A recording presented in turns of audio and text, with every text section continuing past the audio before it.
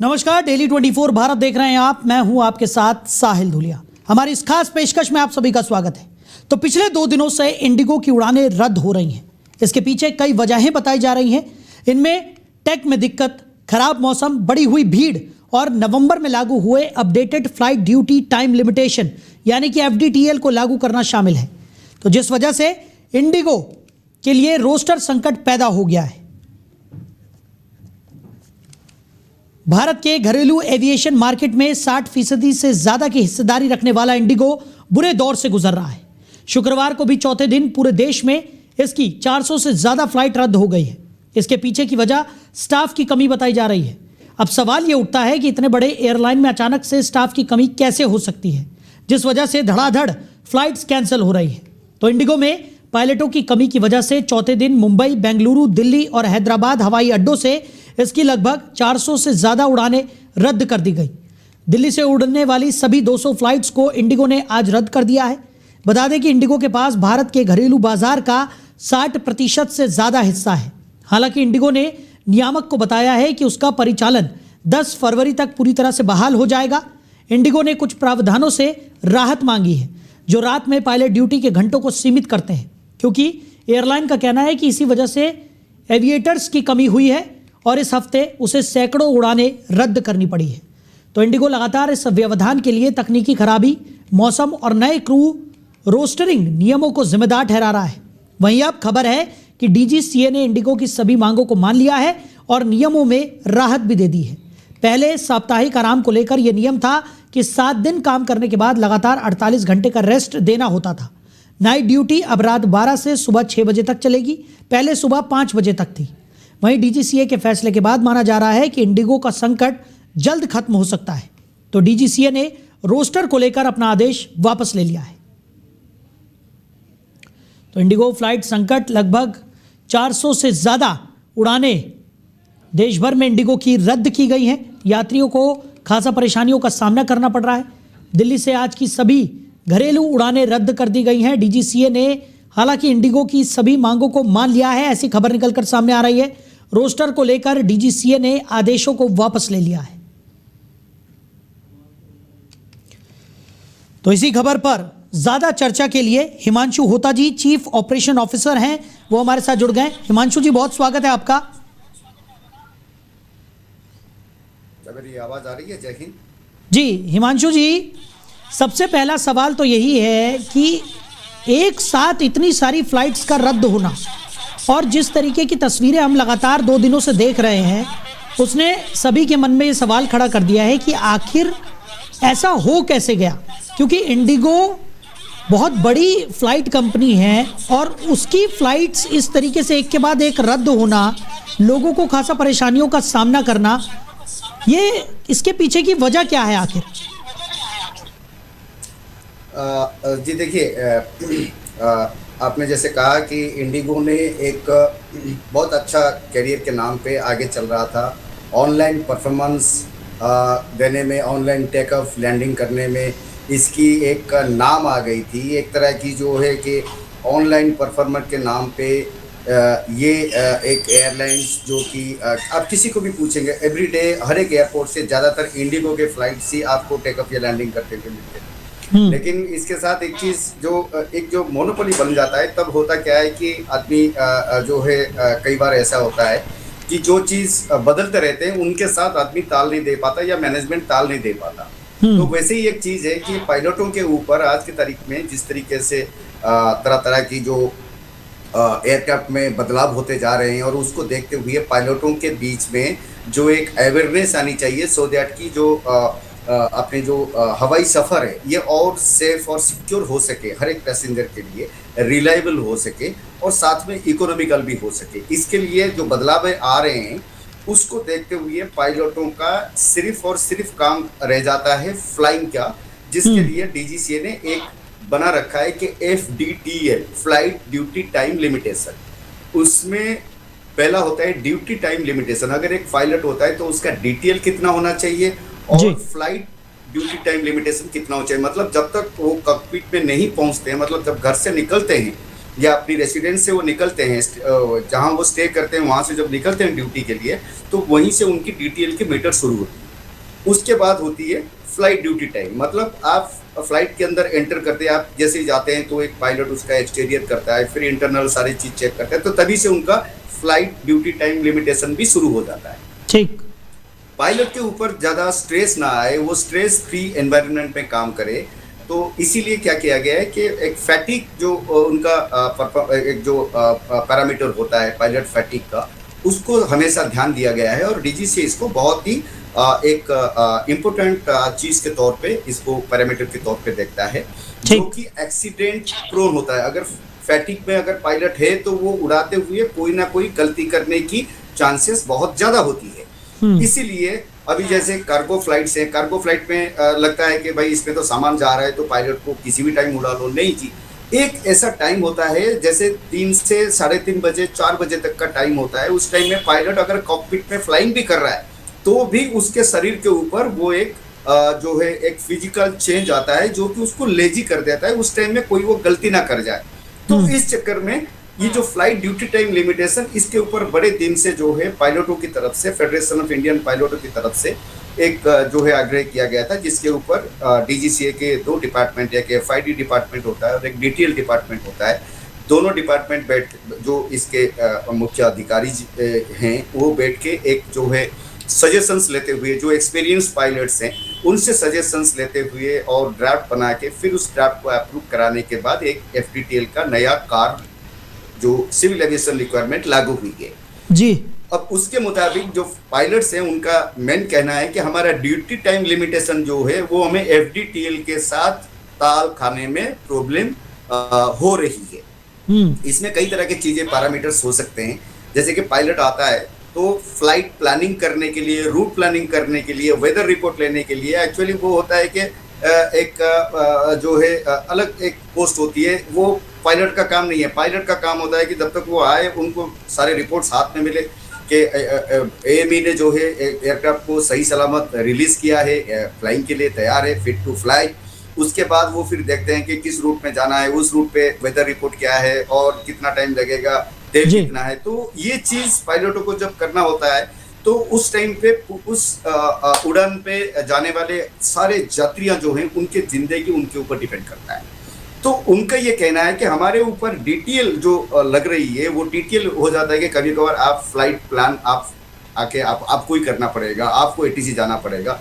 तो उससे क्या है कि वो ड्यूटी टाइम लिमिटेशन बढ़ जाता है। फिर जब वो फ्लाइट ड्यूटी टाइम लिमिटेशन आती है, जब कॉकपिट में उनको उड़ाना होता है 2.5 घंटे का, तो उनका कई चीज़ें हैं। आप 2.5 घंटे अगर आपकी सफ़र है, उससे पहले कम से कम 15 मिनट, 20 मिनट, आधा घंटा जो है पायलट को बिल्कुल खुला छोड़ देनी चाहिए। वो अब सारा चीज़ रिपोर्ट देखेगा, सारा चीज़ देखेगा, सारे पैरामीटर्स देखेगा, कौन से पिछले फ्लाइट पे इस पर्टिकुलर एयरक्राफ्ट पे अगर उसको कुछ स्नैक्स आए थे, उस स्नैक के बारे में क्या किया जा सकता है, उसके ऊपर डिपेंड करेगा। तो ये सारे चीज़ उसको करने होते हैं जिस टाइम पे कि उसको एक स्ट्रेसफुल इन्वायरमेंट चाहिए। अगर वो इन्वायरमेंट नहीं होता है तो पायलटों के ऊपर हमेशा, और आज तक ये देखा गया है कि आप डीजीसीए की वेबसाइट में भी देख सकते हैं, जितने भी इंसिडेंट्स हुए हैं 90% केसेस में the pilot has met with a very tragic and fatal end. और जहां पर पायलट गए हैं वहां पर पायलट का जो है हमेशा जो है ब्लेमिंग पायलट पे आता है कि पायलट ने उस टाइम में ये चीज नहीं किया।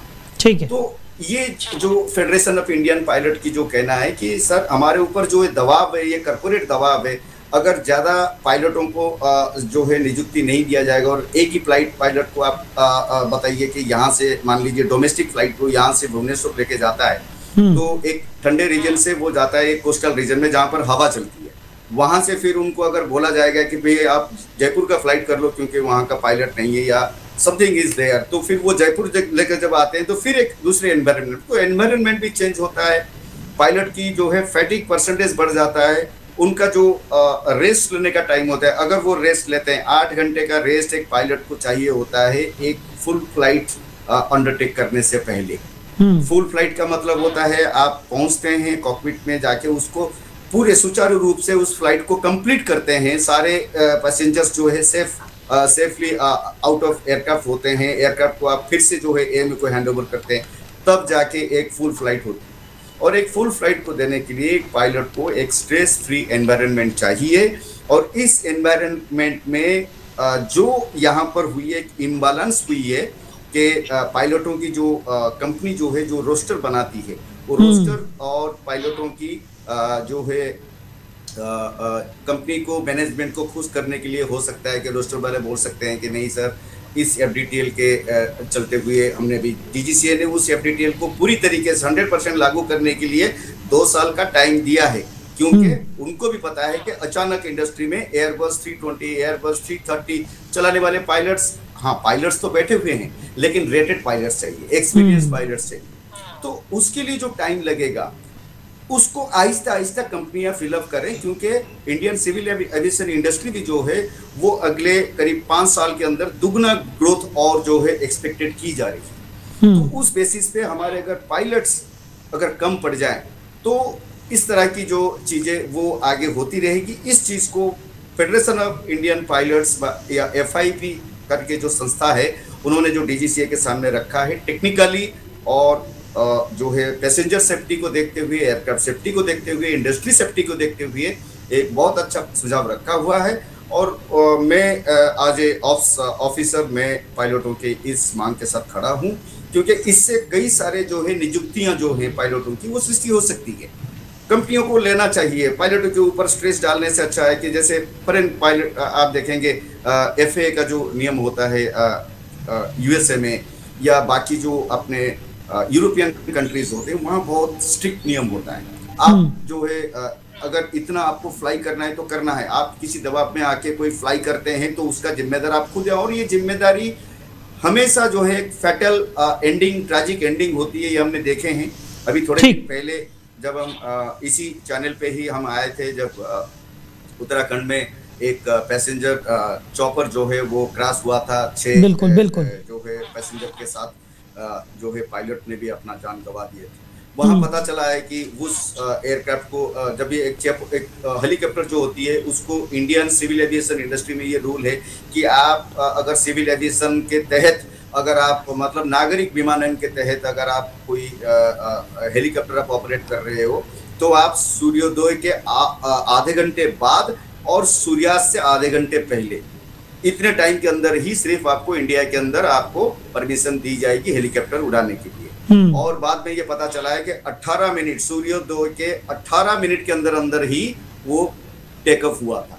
तो इससे यहाँ पर टेक ऑफ करने के लिए 2 दबाव होता है, पैसेंजर का होता है, कभी कभार कॉर्पोरेट का होता है। कॉर्पोरेट बोलता है कि भाई आप ये करके आ जाएंगे तो और एक सॉर्टी जो है हम कर सकते हैं। तो इन सारी चीजों को जकड़ में लाने के लिए और पायलट 30% के लिए FIP जो फेडरेशन ऑफ इंडियन पायलट के सुझाव पे विचार करते हुए डीजीसीए ने जो ये FDTL या DTL का जो नया संस्करण किया है, इसका मैं तहे दिल से स्वागत करता हूँ, जिससे कि पैसेंजरों को ठीक है, जैसे कोई चीज आती है तो हमें दिक्कतें होती हैं, लेकिन यहाँ पर मैं FIP के सदस्य और अपने पायलट बंधुओं जो हैं उनको भी मैं रिक्वेस्ट करना चाहूँगा कि आप भी मैनेजमेंट के साथ खड़े रहें, आप अड़े रहें लेकिन खड़े रहें। आप पैसेंजर जो है जो उनकी सेटिस्फैक्शन के लिए कभी कभार जो है हमको देनी पड़ती है। You are into schedule operations, आप जब शेड्यूल ऑपरेशन में होते हैं तो आप राष्ट्र हित में काम करते हैं। तो आप राष्ट्र हित में आप देखिए कि राष्ट्र के जो जनता है उनको ज़्यादा जो है असुविधाओं का सामना ना करना पड़े। और अच्छा हिमांशु जी, आपने फ्लाइट ड्यूटी टाइम लिमिटेशन के बारे में बहुत ही अच्छी तरीके से हमें अवगत कराया, लेकिन इसके अलावा भी कुछ और कारण भी यहाँ पर बताए जा रहे हैं जिसकी वजह से ये फ्लाइट कैंसिल्स हो रही है, चाहे उसमें टेक में दिक्कत हो, खराब मौसम की बात हो, या जिस तरीके से भीड़ बढ़ रही है यात्रियों की, वो भी एक वजह यहाँ पर बताई गई है। इनका कितना असर यहाँ पर इस तरीके की सिचुएशंस पर पड़ता है? देखिए, नॉर्थ इंडिया है, यहाँ पर सर्दी और फॉग आज अभी तक तो इतना हुई नहीं है कि फॉग की वजह से फ्लाइटों की कैंसिल जारी रहे। लेकिन हाँ, अभी जैसे दिल्ली में, खास करके नई दिल्ली में सारे डोमेस्टिक फ्लाइट्स जो है वो जो रनवे नंबर 3 था और रनवे नंबर 2 में भी, दोनों में क्योंकि अपग्रेडेशन का काम चल रहा है तो सिर्फ इंटरनेशनल फ्लाइट्स को रनवे 2 और रनवे 3 पे अलाउ किया जा रहा है, जबकि रनवे 1 जो है वो टर्मिनल 1 जो है वो आज की तारीख में सारा लोड ले रहा है डोमेस्टिक फ्लाइट्स का। तो सारे फ्लाइट्स, जब ये डोमेस्टिक फ्लाइट्स थे उस टाइम में आप देखेंगे कि टर्मिनल 1 जो है लगभग इंडिगो के एयरपोर्ट कहने से उसको कोई एक दुविधा नहीं थी, क्योंकि मैक्सिमम डोमेस्टिक दिल्ली से होने वाले टर्मिनल 1 पे ही इंडिगो के फ्लाइट्स होते थे। हाँ। लेकिन अब क्योंकि सारे के सारे फ्लाइट्स डोमेस्टिक फ्लाइट्स वही टर्मिनल 1 पे आ गए, तो ऑब्वियसली यहाँ पर अगर किसी भी कंपनी का अगर 1 से 2 फ्लाइट भी अगर यहाँ पर कैंसिल हो जाती है तो वो कंटिन्यूअसली फिर बाकी चीजों के लिए वो डिले कंटिन्यू कर लेती है। तो ये भी एक कारण है। और अभी क्योंकि अपग्रेडेशन चल रही है तो रनवे 2 और रनवे 3 जो है वहां पर लिमिटेड जो है ऑपरेशंस जो है वो अलाउ कर रहे हैं, खास करके रनवे 3 पे। तो ये भी एक रीजन है। वेदर का इतना बड़ा रीजन आज के तारीख में जो है वो नहीं है, लेकिन वेदर का रीजन आगे हो सकता है। दिसंबर का महीना हमेशा जो है वो एक ऐसा civil aviation industry north India के जितने एयरपोर्ट्स हैं खास करके वहाँ के लिए एक बहुत ही जो है चुनौती भरा रहता है, क्योंकि यहाँ पर फॉग होता है और फॉग में हमारे एयरक्राफ्ट जो होता है उसको 1000 मीटर, उसको आरवीआर कहा जाता है, रनवे विजिबिलिटी रेंज। तो जो रनवे विजिबिलिटी रेंज होती है वो जब तक आपको खाली आंख में पायलट को आगे 1000 मीटर्स तक नहीं दिख रहा है तो तब तक तुमको जो है परमिशन नहीं दी जा सकती, अगर वहां पर कैट 3 की सुविधा नहीं है तो। और अभी हमारे दिल्ली एयरपोर्ट के जितने रनवेज है सब पे भी कैट 3 का जो है बंदोबस्त नहीं है, तो आगे चल के ये भी एक प्रॉब्लम हो सकती है। लेकिन उससे पहले ये एक ऑपरेशनल इशू है जो पायलटों की तरफ से है, और ये ऑपरेशनल इशू हम कैसे भी हो 100% इसका एट्रीब्यूशन जो है मैनेजमेंट को जाता है। तो मैनेजमेंट को इसके ऊपर कड़ी कदम लेते हुए और कड़ा रुख अपनाते हुए, पायलटों के ऊपर नहीं, अपनी नीतियों के ऊपर। अच्छा हिमांशु जी, इंडिगो की अगर हम बात करें तो घरेलू एविएशन मार्केट में 60% से ज़्यादा की हिस्सेदारी इंडिगो रखता है, और ऐसे में जिस तरीके की चीज़ें आपने अभी बताई कि मैनेजमेंट का पूरा रोल यहाँ पर है, और जिस तरीके से तमाम तरीके के कदम भी उठाने की बात चल रही है, खबर आई है कि डीजीसीए ने भी जो प्रस्ताव उनके सामने रखे गए थे उन्हें मान लिया है ना। रोस्टर में भी बदलाव करने की बात यहाँ पर निकल कर सामने आ रही है। और चाहे FDTL की अगर हम बात करें, जिस तरीके से बहुत सारी चीज़ें हैं जो इस तरीके के कैंसलेशंस को प्रभावित करती हैं, लेकिन इसमें सबसे बड़ा जो प्रभाव पड़ रहा है वो पैसेंजर्स पे पड़ रहा है, क्योंकि हम देख रहे हैं कि किस तरीके का कियोस यहाँ पर इस वक्त एयरपोर्ट में देखने को मिल रहा है। सोशल मीडिया भरे पड़े हैं इस तरीके के वीडियोस में, जहाँ पर ग्राउंड स्टाफ और जो पैसेंजर्स हैं उनके बीच में काफ़ी ज़्यादा बहसबाजी देखने को मिल रही है। कई जगहों पर तो हाथापाई तक की नौबत यहाँ पर आ गई है। तो इस तरीके की सिचुएशंस को टैकल करने के लिए क्या कुछ कदम उठाने चाहिए, किस तरीके से चीज़ों को सिंक में लाना यहाँ पर ज़रूरी हो जाएगा, और पैसेंजर्स के लिए फिर किस तरीके की सुविधाएं होती है जो कि एयरलाइंस प्रोवाइड करती हैं? देखिए, इसमें क्योंकि भारत है, विकसित भारत के एक जो है हम रहने वाले हैं, तो यहाँ पर आज के तारीख में सड़कें और ट्रेन टाइमिंग्स जो हैं वो भी काफी जो है काफी इस स्तर तक आ चुके हैं कि हमारी टाइमिंग की करीब 50% की जो है बचत हो सकती है जी। तो ये और जो ये है ये हमेशा जो विमान सेवा है ये हमेशा एक इमरजेंसी सेवा में गिनी जाती है। तो पैसेंजरों से खास करके इस सर्दी के मौसम में नॉर्थ इंडिया के और बारिश के मौसम में जो समंदर के किनारे वाले जो इलाके हैं हमारे कोस्टल एरियाज, वहाँ के पैसेंजरों को हमेशा जो है अगर आपकी इमरजेंसी ना हो, अगर आप उस तरह की इमरजेंसी हो जिसमें आप बाई रोड या बाई ट्रेन जाकर उस काम को अटेंड कर सकते हैं, तो उस तरह की एक चीज़ जो है पैसेंजर या जो पीपल्स कम्युनिटी जो है उनकी भी एक जो है एक फर्ज बनता है।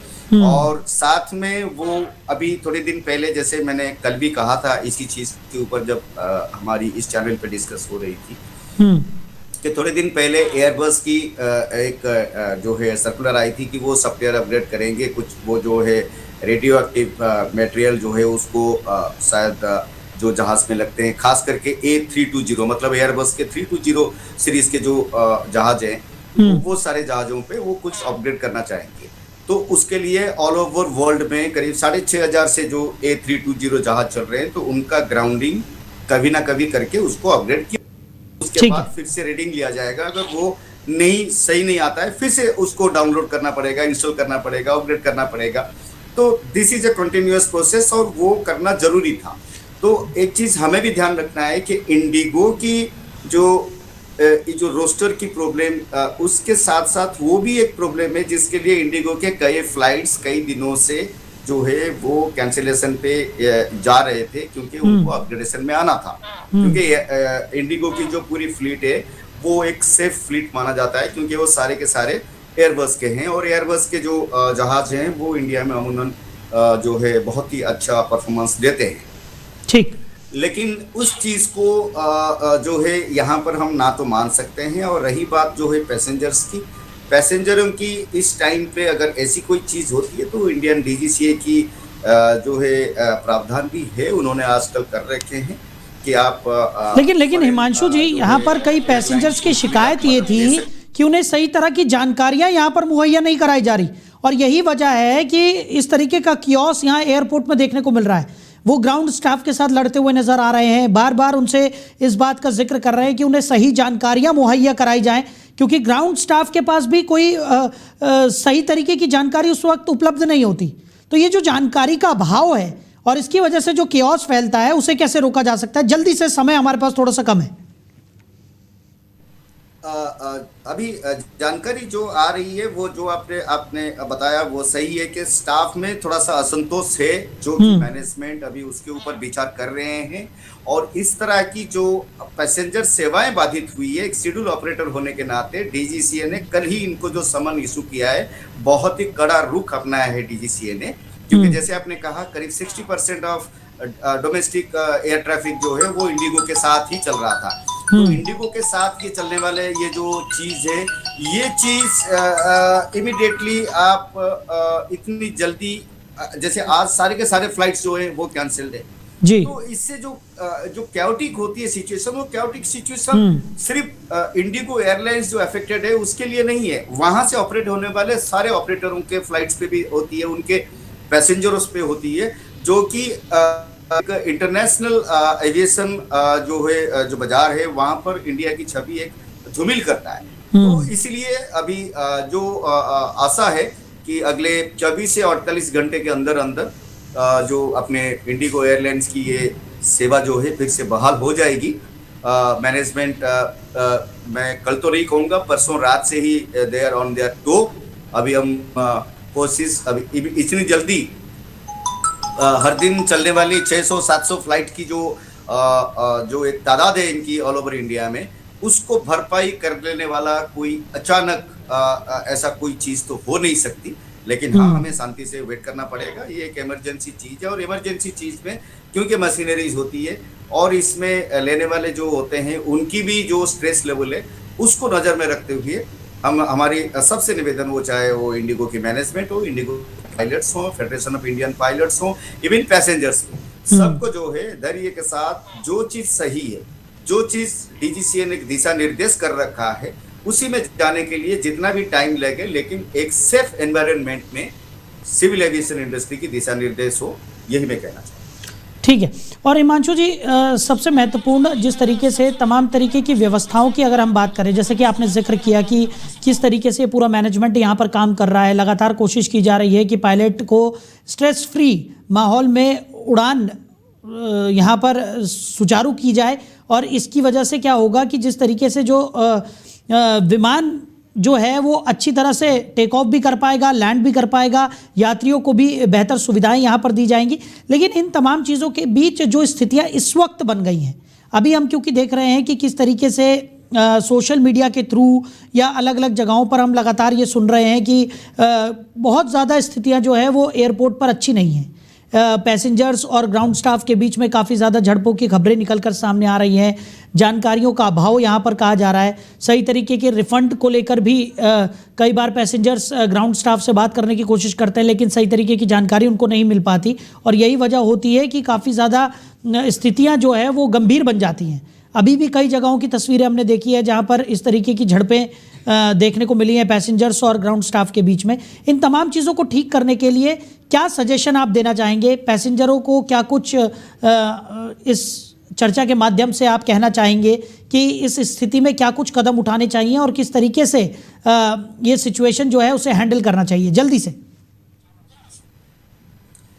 जी देखिए, सबसे पहली बात तो है कि हमें पैसेंजर सेफ्टी देखनी है, एयरक्राफ्ट सेफ्टी देखनी है, इंडस्ट्री सेफ्टी देखनी है। और ये सेफ्टी नॉर्म्स को तय करने के लिए जो DGCA करके जो संस्था है, director general of civil aviation या नागर विमानन निर्देशालय, उनके जितने भी निर्देश हैं या आदेश हैं उनको कड़ी रूप से उसको अपनाना चाहिए होगा। इसमें कोई दो राय नहीं है। एयरलाइन हो या ऑपरेटर हो, कोई भी हो, वो रूल से एवोव नहीं होना चाहिए। और उसमें अगर पायलटों के ऊपर अगर दबाव आ रही है, चाहे कॉर्पोरेट की तरीके से, उसमें पायलटों से भी निवेदन है कि वो खुलकर जवाब उस पर आवाज़ उठाए हैं।